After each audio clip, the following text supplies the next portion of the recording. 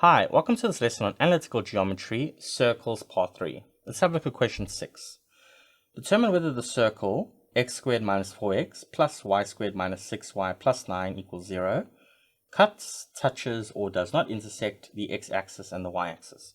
So now, based on the equation of the circle, I need to get it in the form of x minus h squared plus y minus k squared equals r squared. So I'm going to have to complete the square for the x terms and the y terms. So what I'm going to do is I'm going to group them together as such. And then I'm going to move that positive 9 to the right-hand side so it becomes negative 9. Okay, so now let's complete the square for here. What's the coefficient? Negative 4. So I need to half the coefficient and then square it. So half of negative 4 is negative 2. And then squaring negative 2 gives me positive 4. So I'm going to add that positive 4 and then subtract it immediately so that it balances the equation. And then I'll group the first three terms because that'll make the perfect square. The same thing here, the coefficient is negative 6. So it's going to be y squared minus 6y. Half of negative 6 is negative 3. And then negative 3 all squared is positive 9. So when I add the 9 here, I must immediately subtract the 9 so that the equation balances out. And on the right hand side, I have negative 9. So this is going to factorize nicely into x minus 2 all squared minus that 4. Plus this is going to factorize nicely into y minus 3 all squared minus that 9 equals negative 9.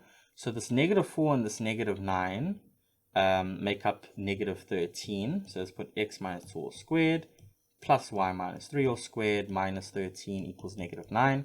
And then lastly, I can add 13 to both sides and I get x minus 2 all squared plus y minus 3 all squared equals positive 4.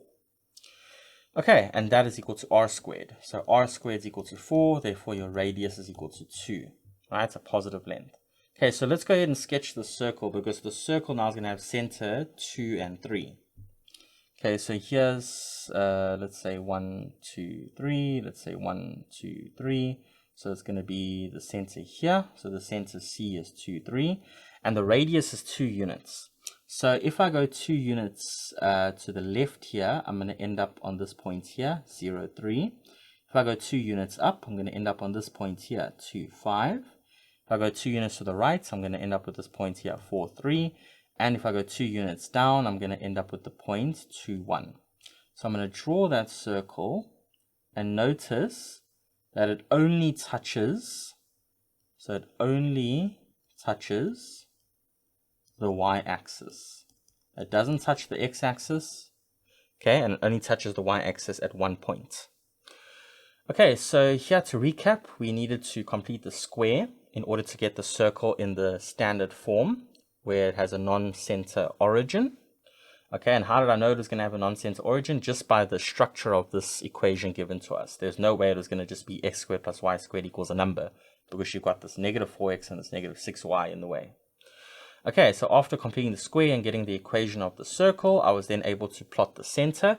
And using the radius of 2, I was able to go 2 units up and down, left and right in each direction.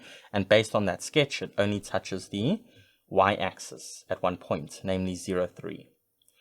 All right, I'll see you in the next one.